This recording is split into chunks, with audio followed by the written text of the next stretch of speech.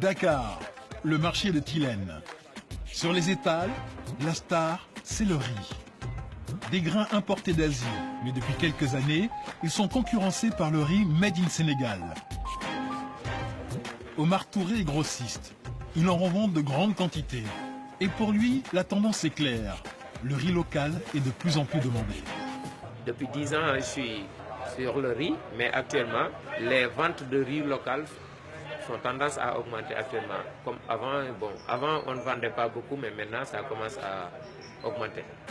Ce riz produit localement, c'est le résultat d'une politique du gouvernement pour remplacer les céréales étrangères. Et pour ça, l'État n'a pas lésiné sur les moyens. Il a dépensé 60 milliards de francs CFA depuis 2014. Pour comprendre comment le gouvernement veut parvenir à l'autosuffisance en riz, direction le bassin historique de production au nord du pays, la vallée du fleuve Sénégal. À Richard Toll, Corcadio fait partie des nouveaux entrepreneurs de la filière. Elle dirige un groupement de producteurs de riz. Et pour elle, c'est un grand jour.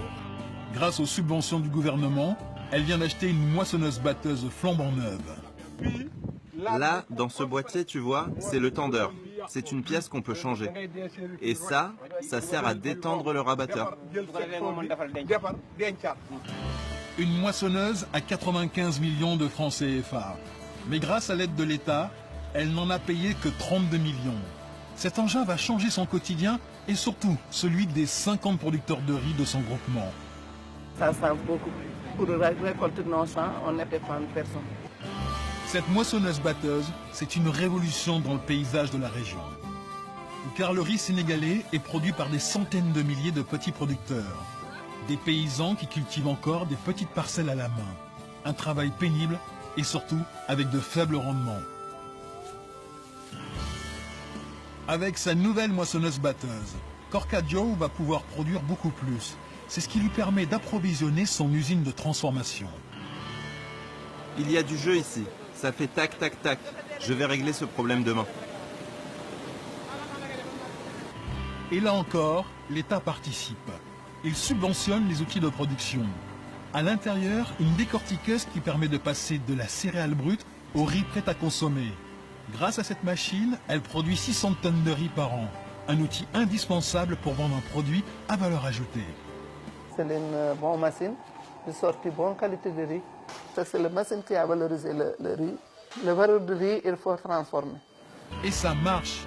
Corcadio va construire une deuxième usine à 100 millions de francs CFA, avec un prêt garanti par l'État à un taux préférentiel. Grâce aux aides du gouvernement, la riziculture sénégalaise est un secteur en plein boom. Certains investisseurs l'ont bien compris. C'est le cas de Omar Gueye. Après avoir créé une chaîne de stations-service et une entreprise de métallurgie, ce Sénégalais a choisi de se lancer dans la filière du riz. J'ai commencé à vraiment mener des investigations sur la riziculture. En venant sur la vallée, en rencontrant énormément d'acteurs. Et en tant qu'homme d'affaires aussi, j'y voyais énormément de valeur. C'est-à-dire que quand vous atteignez un certain niveau d'activité, je n'ai pas vu un business qui pouvait être aussi rentable. Omar Gueye a lancé la plus grande rizerie de la région. Une usine XXL dotée d'engins ultra perfectionnés comme cette machine laser dernière génération. Elle permet d'obtenir un riz qui répond aux critères de qualité internationaux. Le coût de la machine, 655 millions de francs CFA. Résultat, une capacité de production de 120 000 tonnes de riz par an. Un chiffre impressionnant. Problème, aujourd'hui ce qu'il manque c'est la matière première. Le riz à décortiquer, ce qu'on appelle le paddy. Nous sommes à 20% de nos capacités actuelles. Donc aujourd'hui, nous tournons pratiquement aux alentours de 2000-2500 tonnes par mois. Et la raison principale, c'est que le paddy est loin d'être suffisant aujourd'hui dans la vallée. L'offre de riz ne suffit pas à remplir son usine. Omar projette donc de produire lui-même son riz à très grande échelle avec des techniques modernes. Sa stratégie, c'est d'internaliser la production pour maîtriser la chaîne de A à Z. Mais certains transformateurs ont choisi une autre méthode. Celle des frères Bodge, c'est de chouchouter les fournisseurs de riz. Eux aussi dirigent une usine. Et ce matin, ils ont rendez-vous dans l'une de leurs rizicultures. Bon, on va aller dans les champs pour faire une visite de terrain, voir le producteur parce que c'est le moment de la récolte. Si les frères Bodge sont si attentifs à la récolte, c'est qu'ils ont choisi une méthode innovante pour fidéliser leur réseau de producteurs, le préfinancement. Un système courant pour les agriculteurs de la sous-région. Mais la particularité ici, c'est que les banquiers, ce sont les transformateurs eux-mêmes. Nous, on appuie des petits producteurs qui n'ont pas les moyens d'aller à la banque. Donc on les appuie en intrant. Si on les appuie en intrant, eux, ils nous remboursent en nature. Des semences, des pesticides et l'accès à des moissonneuses-batteuses contre une partie de la récolte. Au total, les frères Bodge préfinancent 500 producteurs de la région. Parmi eux, cet agriculteur. Les frères viennent vérifier la qualité de sa moisson et surtout s'assurer que le remboursement aura bien lieu.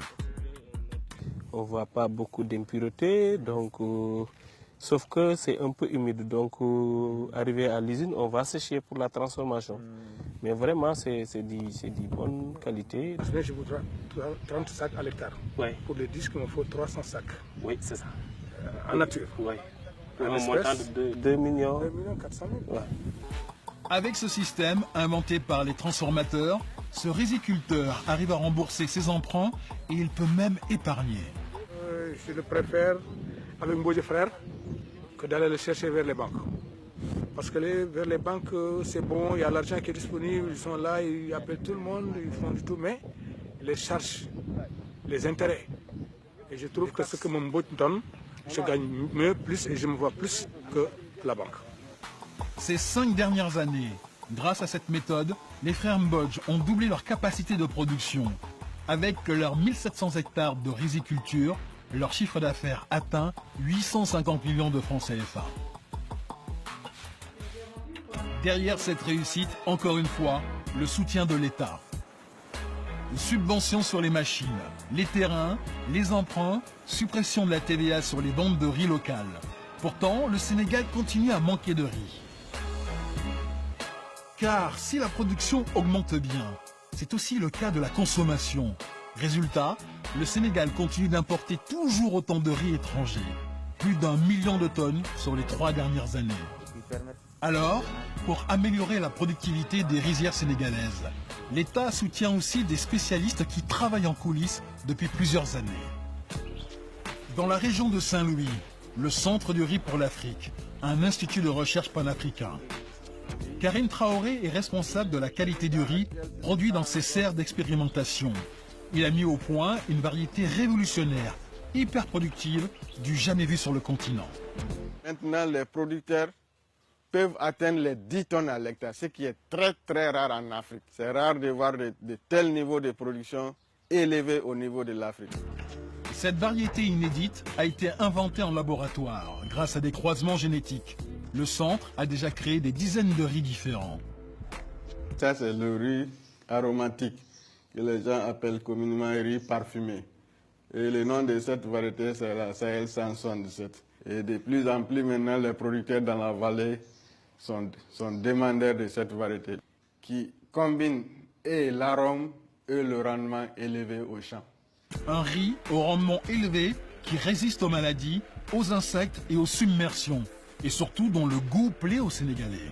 Nous cherchons à mettre des variétés au point pour donner aux producteurs des variétés qui seront préférées par les consommateurs. Parce que même si la production est très élevée, je fais 10 tonnes, je fais 12 tonnes à l'hectare, si la qualité n'y est pas, le consommateur ne va pas acheter les produits. Le riz Made in Sénégal, une céréale adaptée aux producteurs et aux consommateurs. Mais malgré les efforts du gouvernement, il a encore du mal à prendre la place du riz asiatique dans les assiettes sénégalaises. Pourtant, le riz local a ses atouts. Retour à Richard Toll, chez Corcadio, la rizicultrice. Ses clients sont habitués à la brisure de riz importé. Une forme de grain généralement considérée comme du second choix, mais solidement ancrée dans les habitudes des Sénégalais. Mais pour Corca, le riz sénégalais est parfaitement adapté au thiéboudienne, le plat traditionnel local. Et d'après elle, Son riz frais et entier a des vertus diététiques. Le riz de la vallée et le riz Sénégal, c'est un riz neuf, moins de sucre. Donc, c'est un bon riz, bon goût. Reste à savoir si les Sénégalais accepteront d'adopter ces grains longs entiers pour se passer définitivement de la brisure de riz venue d'Asie.